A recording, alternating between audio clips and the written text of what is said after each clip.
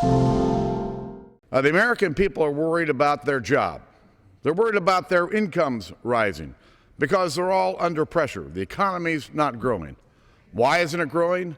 One of the issues that's standing in the way is Obamacare.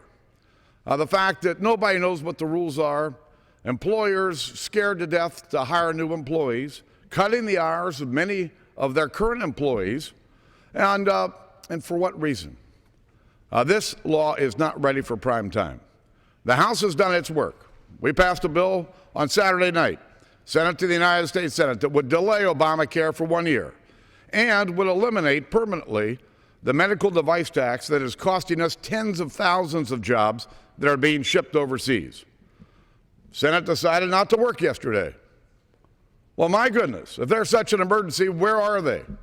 It's time for the Senate to listen to the American people, just like the House has listened to the American people, and to pass a 1-year delay of Obamacare and a permanent repeal of the medical device tax. Without objection, the gentlewoman's recognized for 1 minute. Instead of working with Democrats to prevent a shutdown, House Republicans have passed 2 bills that have no chance of becoming law and are the 42nd and 43rd votes on undermining the Affordable Care Act. While the old saying goes, if at first you don't succeed, try again, I say to my colleagues across the aisle, stop trying to shut down the government of the United States of America. Democrats have offered a compromise in which Republicans get the spending levels they want.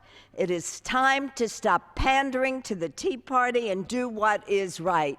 Pass the Senate compromise, avoid a shutdown driven solely by radical Republicans. Seek recognition. The House for 1 minute, Mr. Speaker. The issue of Obamacare is over. It was resolved in the last presidential election when the president was reelected and said that he was going to continue with it.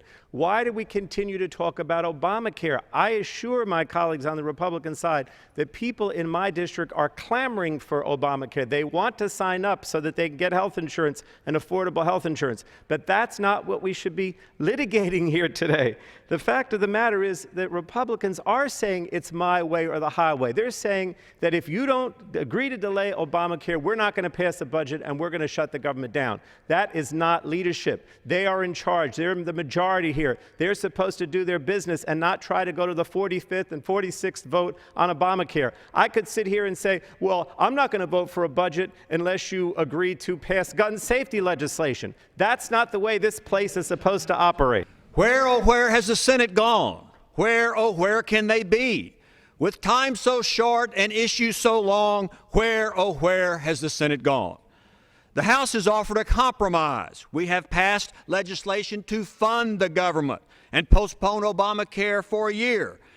But the Senate and the President refuse to work together, refuse to negotiate, refuse to compromise, refuse to talk to us. While we were here till nearly 1 a.m. Sunday morning, the Senate was gone. The President, according to the New York Times, played golf over the weekend. So the President will negotiate with the Iranians. The President will negotiate with the Russians about Syria. But the President and the Senate will not talk to the House.